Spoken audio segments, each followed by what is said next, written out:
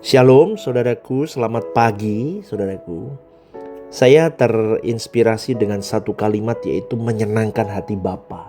Renungan hari ini dalam Kolose 1 ayat 10, firman Tuhan berkata begini: sehingga hidupmu layak di hadapannya serta berkenan kepadanya dalam segala hal, dan kamu memberi buah dalam segala pekerjaan yang baik dan bertumbuh dalam pengetahuan yang benar tentang Allah. Saudaraku yang terkasih, sejak manusia jatuh ke dalam dosa, tujuan hidup manusia itu mulai bergeser. Manusia tidak lagi hidup untuk Allah, melainkan hidup untuk dirinya sendiri. Bahkan setelah menjadi orang percaya, tanpa disadari manusia masih dapat menjalani kehidupan yang masih berpusat pada dirinya sendiri.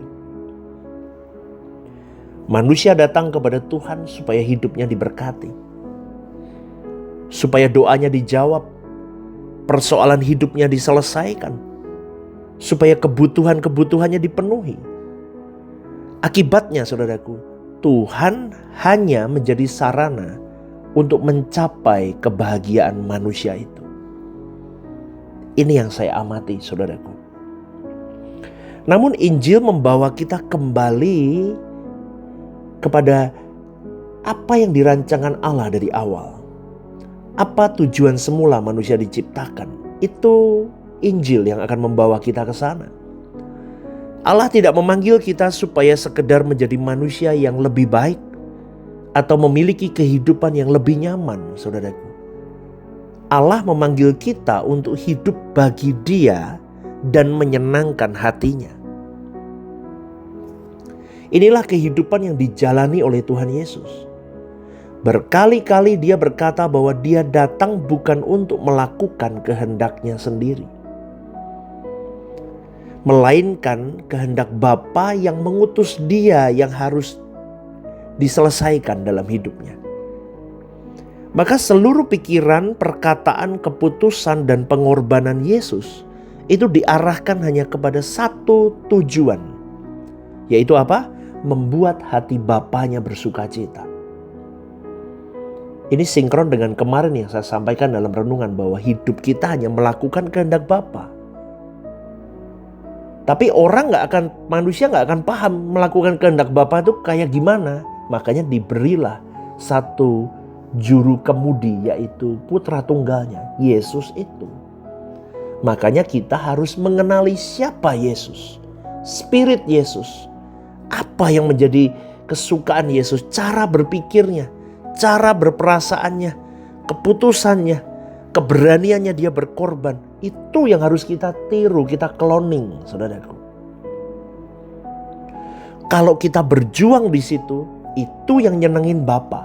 Meskipun kita belum sempurna loh, kita masih jatuh bangun. Contoh, kita dijahatin orang, tapi Yesus mengajarkan kalau ada orang tampar pipi kirimu, berikan pipi kananmu. Bahkan Yesus berkata, kalau ada orang memusuhimu, ampuni dia 70 kali 7. Artinya apa saudaraku? Ampuni tanpa batas.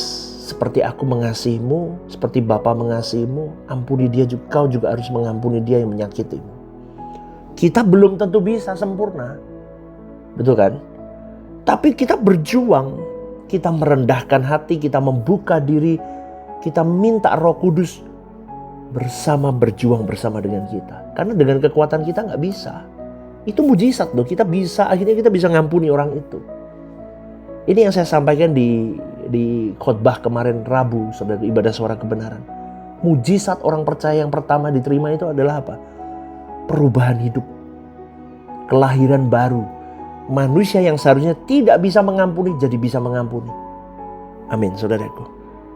Ya, maka itulah tujuan kita sama seperti Yesus sama, yaitu apa? Membuat hati Bapa bersukacita.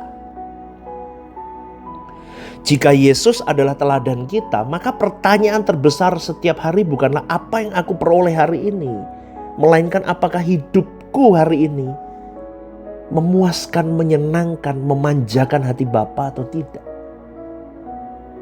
Amin, saudaraku. Tapi sayangnya banyak orang lebih sibuk mengejar keberhasilan pelayanannya daripada mengejar kehidupan yang berkenan kepada Allahnya.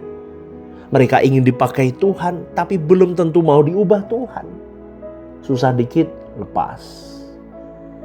Susah dikit, tantangan dikit, males. Gak bisa, saudaraku. Mereka ingin melakukan pekerjaan besar, tapi kurang memberi perhatian kepada pembentukan karakter. Padahal Allah tidak pertama-tama cari orang hebat, tapi Tuhan cari orang yang karakternya taat. Katakan amin, saudaraku, taat. Ya, bagi Allah, saudaraku, keberhasilan bukan diukur dari besarnya pencapaian, melainkan diukur dari kesetiaan melakukan kehendak Bapa. Mungkin dunia ini tidak mengenal nama kita, tapi jika setiap keputusan kita lahir dari kasih kepada Allah, maka hidup kita sangat berharga di hadapan Allah, saudaraku. Amin ya. Hidup yang menyenangkan hati Bapa juga berarti berani berkata tidak kepada keinginan diri sendiri. Setiap kali kita memilih kejujuran daripada keuntungan, setiap kali kita memilih pengampunan daripada kepahitan. Amin, saudaraku. Setiap kali kita memilih kekudusan daripada kenikmatan dosa. Dan setiap kali kita memilih kehendak Allah daripada ambisi pribadi kita. Saat itulah karakter Kristus semakin nyata dalam hidupmu dan hidupku, saudaraku. Tapi memang tidak mudah. Tapi memang menyakitkan. Tapi memang menderita. Tapi itulah salib yang harus kita pikul. Untuk kita bisa memanjakan hati Bapa kita. Amin.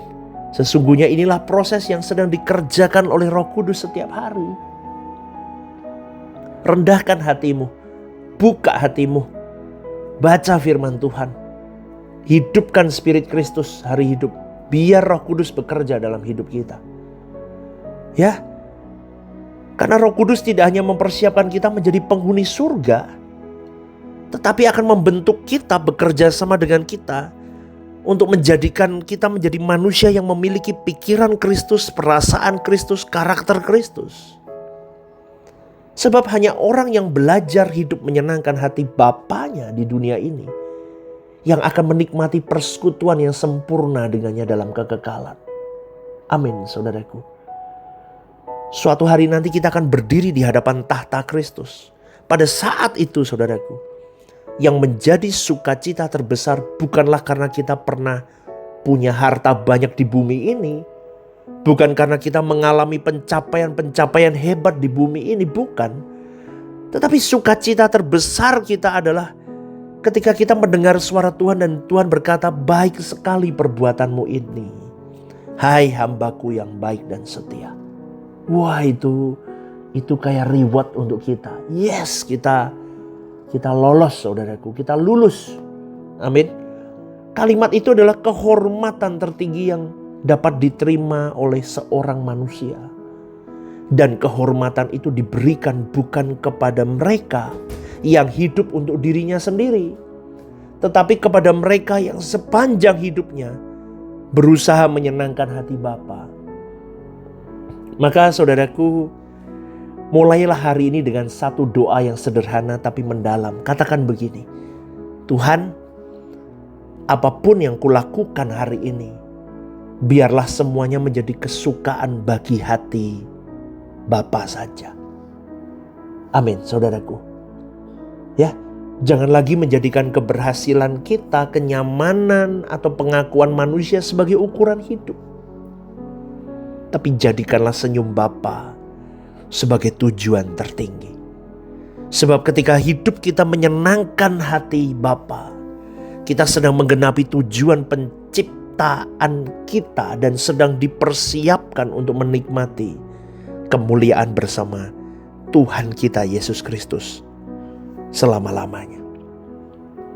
Semoga renungan ini menjadi berkat untuk kita semua, saudaraku. Ya, jadilah pribadi yang berjuang tiap harinya untuk menyenangkan hati Bapa kita. Ya, Rehoboth Semarang, one vision, one heart for harvesting. Tuhan Yesus memberkati. Shalom saudaraku yang terkasih di dalam Tuhan. Ada program baru yang bernama Are You Okay? Ini adalah program yang memang diadakan bagi saudara-saudari yang rindu atau ingin didoakan. Mungkin saudara-saudari sedang mengalami pergumulan-pergumulan hidup yang sulit, yang berat, menghadapi masalah-masalah yang tidak mudah.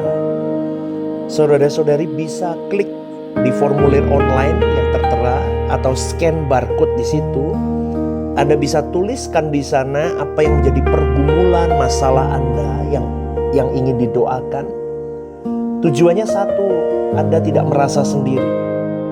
Saya sendiri akan mendoakan beserta tim yang akan menangani ini. Saya akan mendoakan di dalam mesbah-mesbah doa kami. Tujuannya satu, supaya saudara-saudari merasa ada yang support, tidak sendirian berjalan menghadapi beratnya kehidupan ini. Ini kerinduan saya, kita berbagi kasih secara nyata, dan kiranya program baru ini bisa menjadi berkat untuk kita semua. Tuhan Yesus memberkati.